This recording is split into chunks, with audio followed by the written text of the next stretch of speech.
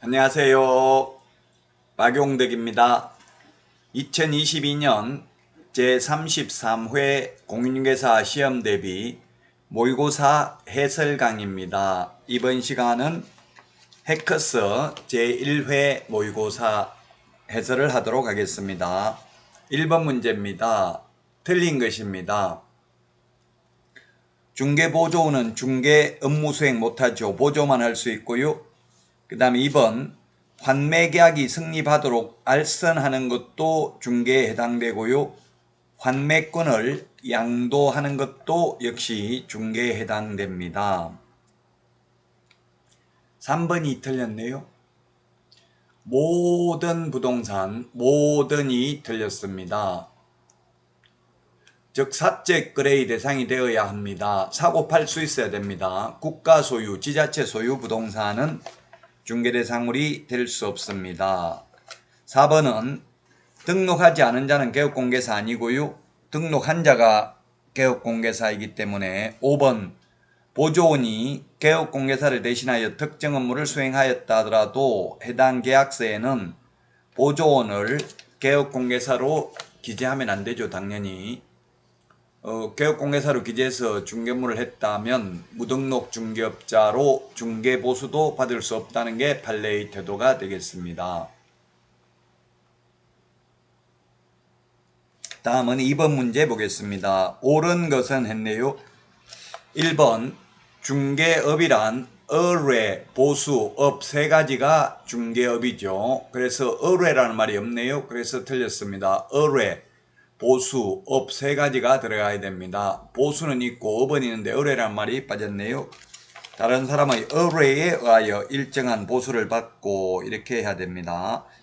자, 그 다음에 2번은 등록을 하지 않았던 등록을 했던 상관없습니다. 중개업에 해당될 수 있습니다. 의뢰, 보수, 업이 들어가면 등록하고 안 하고는 중개업의 요소는 아닙니다. 자, 그 다음에 3번 일정한 보수를 받고 부동산 중개행위를 컨설팅 행위에 부수하여 업으로 한 경우 중개업에 해당되지 않는다 했는데 해당됩니다. 중개를 업으로 했기 때문에 중개업에 해당됩니다. 업으로 했다면 중개업에 해당됩니다. 자, 그 다음에 4번이 정답이 되겠네요. 보수를 받고 오로지 토지만의 중개를 업으로 한 경우 중개업에 해당된다. 불특정 다수와 계속 반복해야 되는데 특정인하고만 계속해도 중개업 아닙니다. 이모, 고모, 삼촌에게만 계속 중개를 해주더라도 중개업이 아닙니다. 즉 삼촌에게만 중개하고 돈 받으려면 자격증 취득할 필요 없죠. 개업공개사만이 중개를 업으로 할 수 있으니까요. 따라서 특정 중개대상물만 중개를 업으로 해도 중개업입니다. 그러나 특정인하고만 중개를 반복해도 중개업이 아닙니다. 자, 그 다음에 5번 타인의 의뢰에 의하여 일정한 보수를 받고 부동산에 대한 저당권 설정 행위의 알선을 업으로 하는 경우 그 행위의 알선이 금전 소비대차 알선에 부수하여 이루어졌다 하더라도 중개업에 해당되지 않는다 했는데 해당한다는 게 판례입니다. 즉 우리가 은행에 융자 받도록 알선하면서 저당권 설정 알선을 했다 하더라도 커미션 받아 먹을 수 있습니다. 그 커미션 받는 게 중개보수죠. 따라서 개업공개사는 커미션을 먹을 수 있는데 개업공개사가 아닌 자가 은행 융자 알선하고 커미션을 받아 먹으면 무등록 중개업자로 처벌받는다는 판례입니다. 자, 다음은 3번 문제가 되겠습니다. 3번 문제 보도록 하겠습니다. 중개사물이 아닌 것을 했는데 중개사물 아닌 거 경매 중인 공장 건물, 동호수가 특정된 아파트 분양권 중개대상물입니다. 동호수가 특정된 것. 자, 그 다음에 토지에 부착된 수목의 집단으로서 소유권 보존 등기를 한 것, 임목이죠. 중개상물 되네요. 그럼 리얼, 소위 리얼이 뭡니까? 이게 권리금이잖아요. 권리금 중개상물 아니고요. 상속받은 토지는 중개상물입니다. 상속 그 자체는 중개개입 여지였고요. 선박은 등기를 했든 안 했든 전부 중개대상물 아닙니다. 따라서 중개상물 아닌 것은 2번이 정답이 되겠습니다. 2번이 정답입니다. 자, 다음은 4번 문제 보도록 하겠습니다.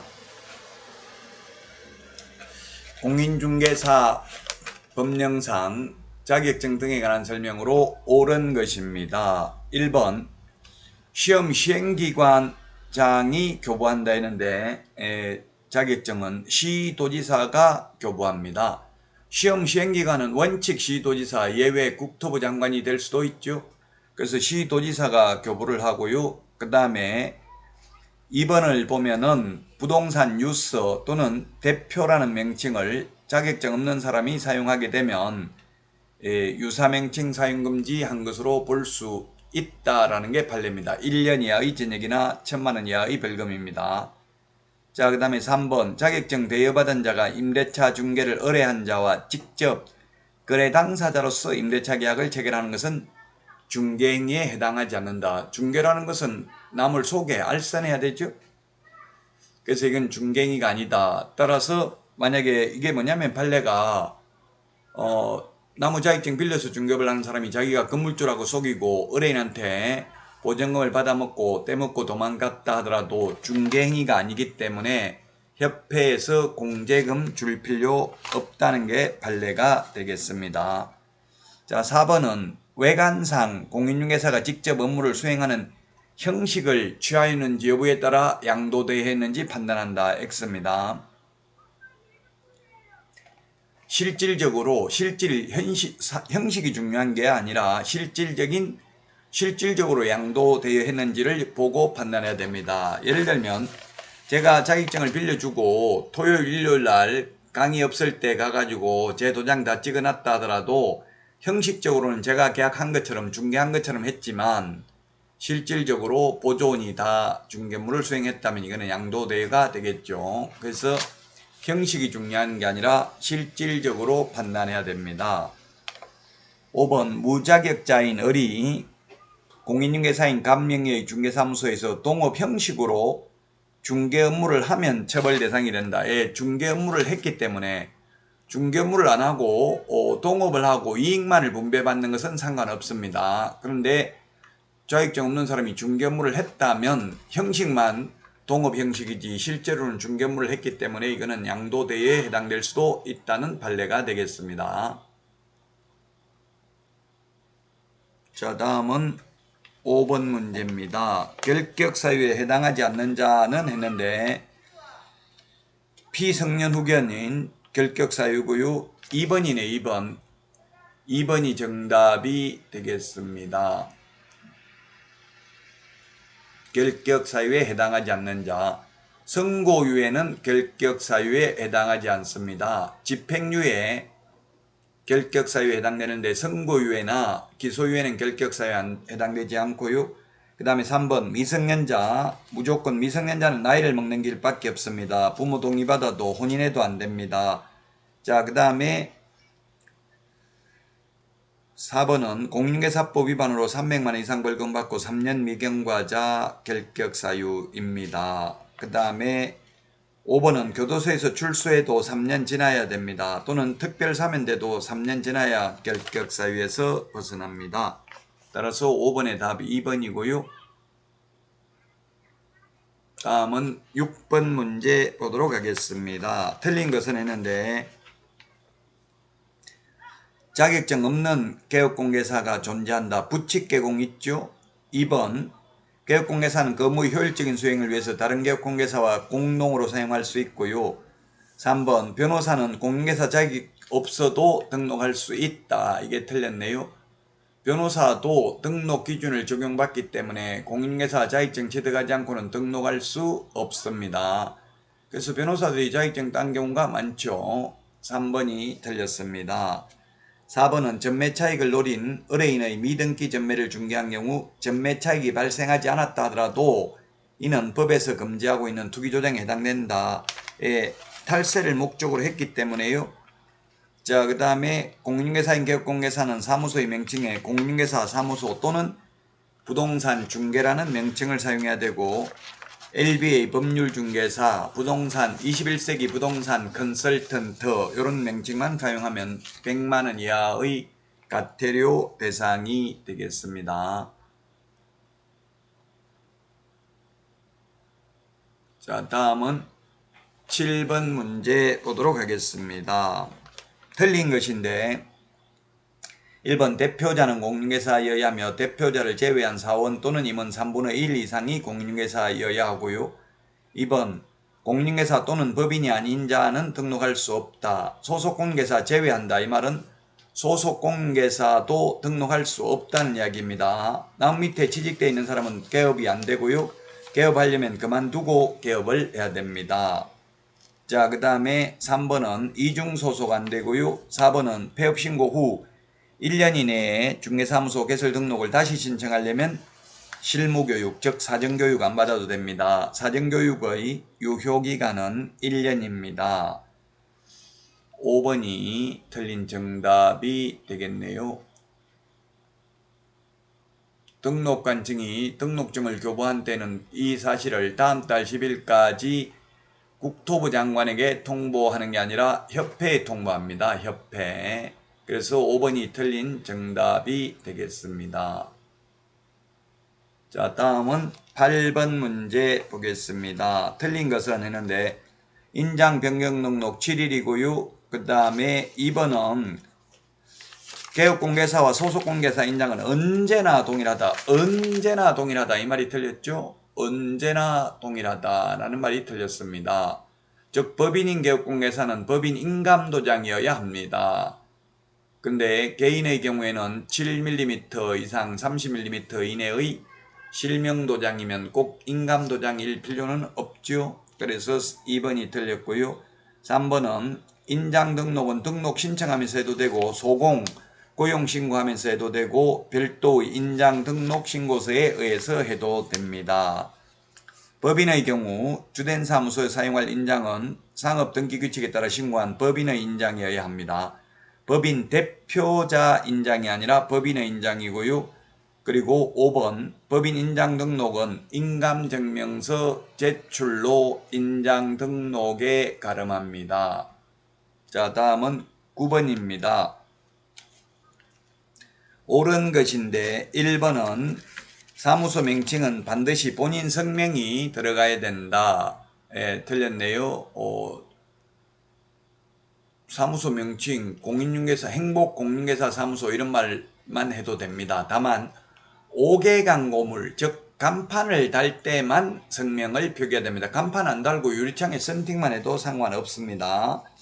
자, 그 다음에 2번은 유사명칭 사용할 수 있다. 사용하게 되면 1년 이하의 징역이나 1,000만원 이하의 벌금이고요. 자, 그 다음에 3번은 5개 광고물에 성명을 거짓으로 표기하면 100만원 이하의 과태료입니다. 그래서 틀렸고 4번 법인인 개업공개사가 분사무소 간판을 설치한 경우 분사무소 설치 신고 확인서에 기재된 책임자 성명을 간판에 표기해야 된다. 분사무소의 경우 책임자 성명 표기하면 됩니다. 대표자 성명 표기하는 거 아니고요. 맞습니다. 자, 간판 칠가지 않는 경우 민사집행법이 아니라 행정대집행법입니다. 민사집행법 X. 따라서 4번이 정답이 되겠습니다. 자, 다음은 10번 문제입니다. 10번 문제. 다음 중 공인중개사 법령상 인터넷 표시광고 모니터링에 관한 설명으로 옳은 것을 모두 고른 것은 했는데요. 인터넷 표시광고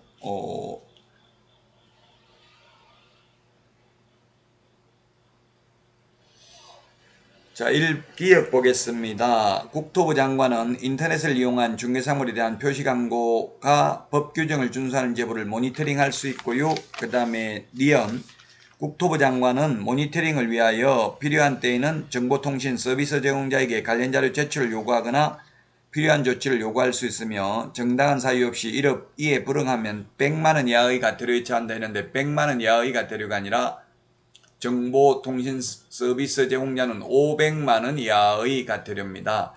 협회, 거래정보사업자, 정보통신 서비스 제공자는 100만원 이하의 과태료는 없습니다. 법인이죠. 돈이 많으니까 500만원 이하의 과태료입니다. 그래서 니은 틀렸고, 디귿은 국토부 장관은 모니터링 업무를 공공기관, 정부 출연 연구기관 등에 위탁할 수 있습니다. 맞고요. 리얼, 모니터링 업무는 분기별로 실시하는 기본 모니터링과 필요하다고 인정하는 경우 수시로 하는 수시 모니터링이 있습니다. 미음, 모니터링 기관은 업무를 수행한 경우 기본 모니터링은 매 분기 마지막 날로부터 30일 이내에, 수시 모니터링을 완료한 날로부터 15일 이내에 그 결과 보고서를 국토부 장관에게 제출해야 됩니다. 기본 모니터링 30일, 수시 모니터링 15일이라는 것 주의하셔야 되겠죠. 15일, 30일 숫자 기억해야 됩니다. 자, 그 다음에 비업인데요. 비업은 잘 안 보이죠. 자, 그래서 지금 틀린 건 니은 하나밖에 없습니다. 틀린 거.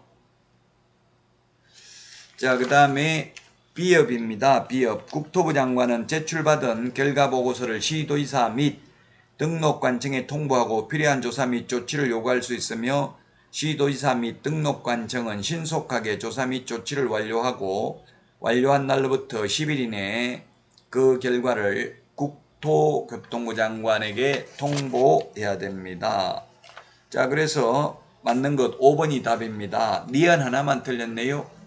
5번이 정답이 되겠습니다. 니은 하나만 틀렸습니다. 즉 정보통신 서비스 제공자에 대한 과태료는 500만원 이하의 과태료 하나밖에 없습니다. 500만원 이하의 과태료밖에 없습니다. 근데 여기 100만원 이하의 과태료라고 해서 니은만 틀렸습니다. 여러분 수고 많으셨습니다. 다음 시간에 찾아뵙도록 하겠습니다. 안녕.